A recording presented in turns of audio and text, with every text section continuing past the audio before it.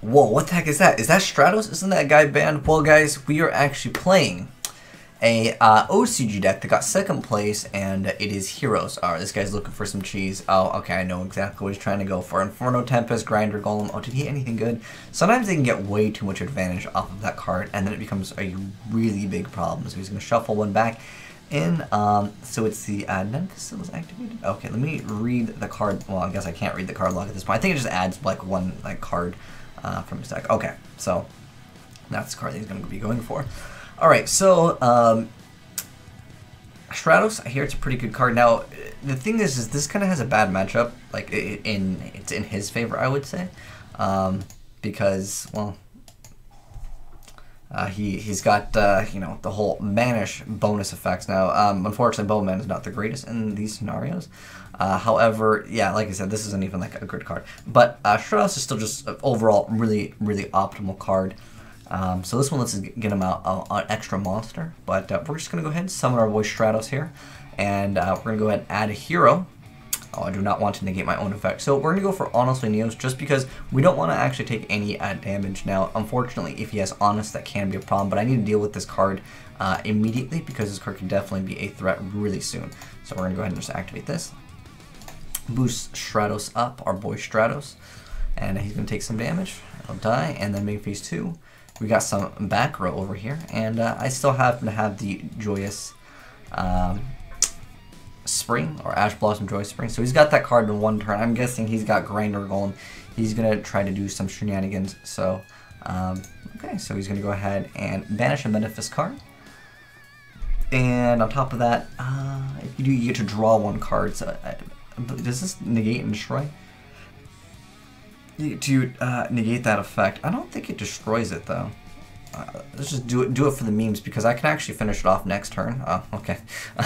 The reason why, guys, is because even though like it just stops it temporarily, I don't think it destroys it. The thing is that if I can bring back the other card, summon this, add another one, it would just make it game.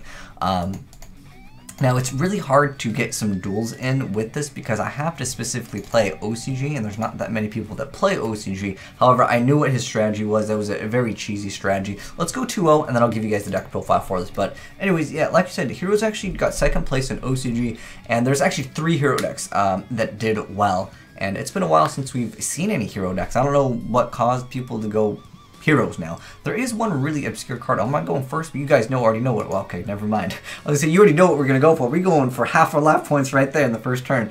Go for the Dark Law.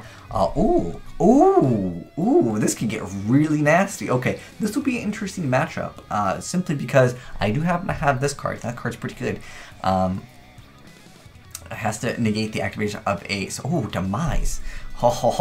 No Demise, man. That card is really good in that deck. But now he gains the effects. Okay, all right, okay. Draft or drop off. Okay, I really didn't care about that card anyways. You kind of revealed that you didn't have anything.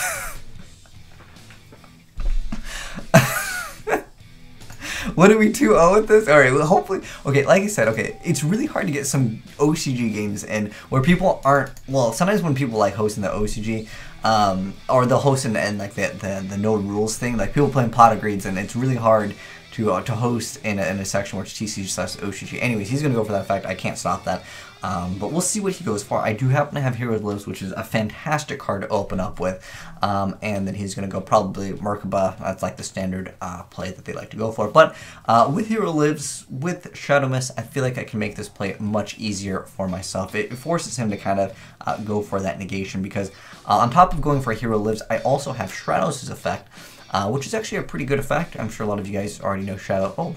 That would probably stop that also. Well, anyways, I'm going to go ahead and activate Hero Lives, just so I can go ahead and, you know, use this first. Because could have popped back. Oh, Maxi is now activated. Okay. Well, I'm going to go ahead and get my one elemental hero Stratos. I guess I could go for that card, but not. Stratos is your boy. Let's go 3-0 against this guy. So we're going to go ahead and activate that effect, and we're going to add a hero monster from our deck, right? Unless he's going to somehow negate this.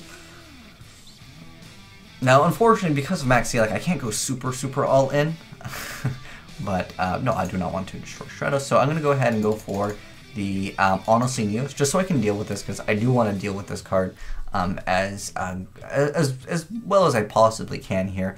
Now, with this hand over here, even if he negates this, I could just get rid of the monster, then I get some damage, and then obviously I can use mass change. So anyways, I'm going to go ahead and summon this card, and we're going to go ahead and attack into him. Unless, of course, he has, like, Mirror Force, which I would be really surprised if he actually had Mirror Force.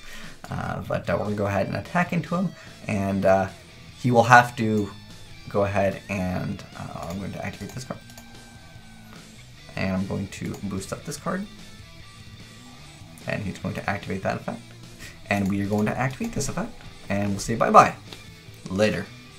Unless he's got Solemn Strike, which would be really unfortunate to run into. Also, like, as much as I would love to use this. So that monster is gone still, which is great. Because Ghost Ogre does not negate, just destroys the card. So that's still really advantageous for us in this scenario. And we can go ahead and attack with this. And I don't want to activate Mass Change right now. Normally what I would do is I would attack into him, and then I would activate Mass Change, just so I can get some extra damage, because I didn't special summon him this turn anyways. And also, he could technically have like an MST in the back row here. But anyways, let's go ahead and set this, and we'll be good. And he'll be at the position of playing kind of an uphill battle, because a lot of times that deck will be searching out cards, and if he does anything to search out, I will then go for this. Now this card's activated, you can't add one. My guess is he is going to be adding one, so we're going to go ahead and activate this effect, and then getting out another card. There we go, and we're going to go for Dark Claw. Now, some people will argue that like it's better to activate it later on, but I want to get rid of it immediately, because if I RNG hit that card, it's really, really strong. So we can get this effect, and we get this effect. So if we RNG hit the right card, that doesn't really matter to me which order it's going in. If he had Solemn Strike, I'm pretty sure he would have activated on that specific play. Ooh, he's going to go ahead and activate Ghost Ash, which actually negates... Oh, he's negating the Shadow Mist effect. Oh, well, that's fine. Now I know exactly what his last card is, which is the Alistair. So he's going to go ahead and activate that, and we really don't need to go for that. And now this card is actually pretty dirty. This is one new card I didn't even know that players were even running. This is a new card. It's called Battle Over the World Legacy, and it says banish one face-up monster you control until the end phase, and target one face-up monster your opponent controls. That target loses attack and defense equal to the banished monster's original attack and defense. So basically, how this deck runs is, honestly, Neos is a big part of the deck actually, because it actually lets you play very aggressive against a lot of decks, as you guys saw. And we're about to 3-0 this set of duels here, but hopefully, I don't know, man. But we'll have to wait and see, because he doesn't really, I don't know. Okay, he's going to be banishing. Okay, so he's going for another Merkaba, but he doesn't have any cards in his hand, so whatever he attacks into, I'm just going to activate this card, and I'm going to target one face-up monster my opponent controls. Ooh, this is the one that adds, just add a worm. Okay, that's fine. So he's going to go ahead and add a worm. Okay, he's going to add that, so that's for monster effects.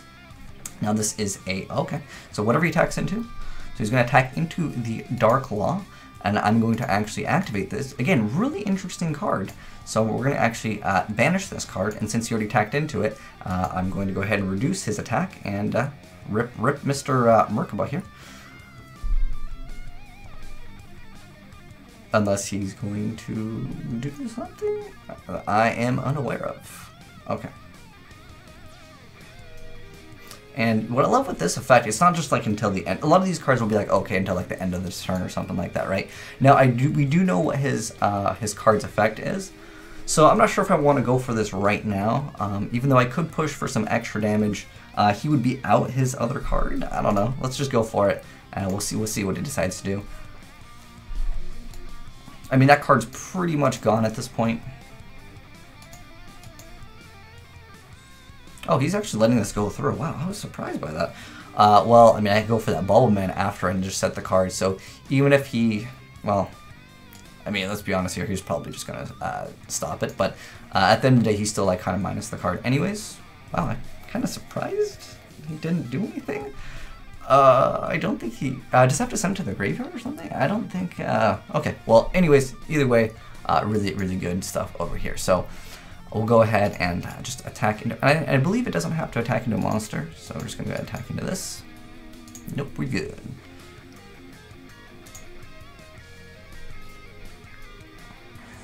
And yeah, it just gains 2,500 extra attack. Oh, okay. Well, you guys understand how it works, but I just wanted to double check. It's been a while since we played this, but I mean, Stratos helps out the deck a lot.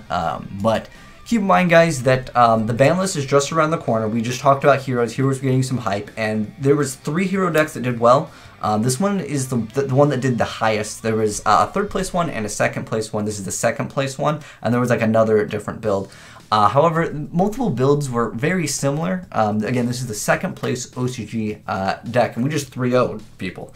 Now, I mean, the other guy playing the Metaphysics, that was a cheese. That was a definite cheese deck. But nonetheless, I mean, this was no edits here. And again, guys, it's hard to get OCG games because someone's gonna be like, well, how come you didn't play against Zodiacs? Okay, the thing is, guys, Zodiacs, they don't exist in OCG. Dinosaurs, however, they kind of have a bad matchup against this, and that's one of the most popular decks right now is the Yang Zing ones, and this deck eats the deck up real fast. I mean, you just try to go Dark Law, and Dark Law hurts that deck really, really, really hard because they play the Fossil Digs and stuff like that, and obviously Yang Zings are going to be much more difficult to activate. However, like I said, it's difficult to get like a good OCG game, and I've been trying for a while, but those 3 duels, we just did it raw. But anyways, deck profile. So again, I know Stratos is actually hit right now. However, keep in mind you have 3 of the emergency calls, but this card just really helps out with the deck. It's just 1 elemental hero, and this really just makes the deck so much more just aggressive, and that's what I really like with it. And we even use that newer card that I didn't even know existed, and I kind of want to use this in a lot of different decks now. It's just like an overall solid card because you get to banish the monster, so it goes away, and then you get to reduce the attack forever. And I don't know, I like it. Your monster gets to come back, so your monster gets to survive. They lose attack permanently, and you can dodge things. And in addition to that, anything that like gets effects off of being banished, that could actually work with you know, the Battle for the World Legacy. So I always feel like Japan, they have some really crazy, like, you know, deck ideas. I thought this was a spicy deck and it worked. You guys saw that. But anyways, yeah, let me get started with the deck profile. So we got double Azneyes, double Stratos. I know, it's gone in TCG, but again, the ban list is just around the corner, and I feel like, okay, the prank, you know, it's up. You had your fun. Stratos been banned for what, 3 years now? Can he come back? And can he come back to like 2? That would really help out. However, there is another card, elemental hero, oh gosh, Ocean. This card over here lets you actually add a hero from your once per turn during your 7th phase, you can target a hero monster you control or in your graveyard and return it to the hand. Now, that lets you bounce back Stratos. Is a really cool plays with it. However, if you already go for one of your heroes, what you can do is, well, how this deck normally plays is during your opponent's end phase, if you have Stratos, activate Call of the Haunted, bring back Stratos, get an extra monster. However, you can do the same thing with Ocean. However, Ocean, that monster has to already exist in the graveyard, so there's downsides in that aspect. But Stratos also has that ability to pop. Not that I ever, let's be honest, most people don't actually go for that pop effect. It would be good against certain decks that like to stall and stuff like that, maybe the Weatheries, because you can just pop all of the back row. But overall, the main effect is just to add the hero. And Ocean can technically do this, and you have your e-calls to search out the heroes that you want to search for. And also, another important thing in OCG over here, Shadow Mist is actually at 1, same thing with Summoner Monk, but in the TCG you can actually play 2. So if you want to try out playing 2 copies of Summoner Monk and maybe more copies of Shadow Mist, keep that in mind. That can work too, just in case the ban list doesn't put Stratos to at least like 1 or 2. Also, Blazeman could be an excellent target for you to actually get up because its effect activates when it's normal or special. But yeah, this is technically, again, OCG hero deck. But anyways, double Stratos, 1 Blazeman, 1 Shadow Mist, double Vion. So this one just lets you send this to the graveyard. That lets you add, well, send this card to the graveyard. Then you're able to, you know, go for whatever hero that you want. It's a really good new addition. I was thinking maybe potentially some people would try Allure of Darkness, but anyway, because there's a lot of like darks that you can run in the variant in the TCG because of, you know, 3 Shadow Mist and also double Thunder Monk. Then we have 1 Bubble Man. Interesting enough, he's playing a lot of hand traps, but he's only playing 1 Bubble Man. But it just really helps out for those plays to make the absolute 0. Anyways, we got 3 the Ash Blossom, 3 Ghost Ogre, double effect bears or hand traps like crazy. Then we got triple Emergency Call, triple half your life points, but it's 100% worth. Then we have Harpies, Polymerization, Reinforcement of the Army, Pot of Desires, 1 Monster Reborn, triple Cosmic Cyclone, triple Mass Change, 1 Battle for the World Legacy. That card was great, man. You guys let me know what your thoughts are on this card. It definitely showed itself to be very viable in this. And again, it's just to sometimes maybe protect your Dark Law. Like, they use one card to beef up their attack or something. Like, okay, I'm going to finally get over Dark Law, and then, like, you know, maybe they reduce its attack or something like that, negate its effect, and you're like, okay, I'm going to banish it, it's going to come back. It can be really annoying for certain decks. Like, for example, some decks, they only have, like, 1 out, like, that specific, like, they need to get rid of it, like, immediately, like, Lightsworn or something. They have, like, 1 out for it, and then they use it, and then you're just like, oh, sorry, the monster's gone. Really great stuff. And then again, Vanity's Emptiness, triple Call of the Haunted, and 1 half your life points again. This deck is very, very deadly, very aggressive. Like I said, the Neos lets you play very aggressive.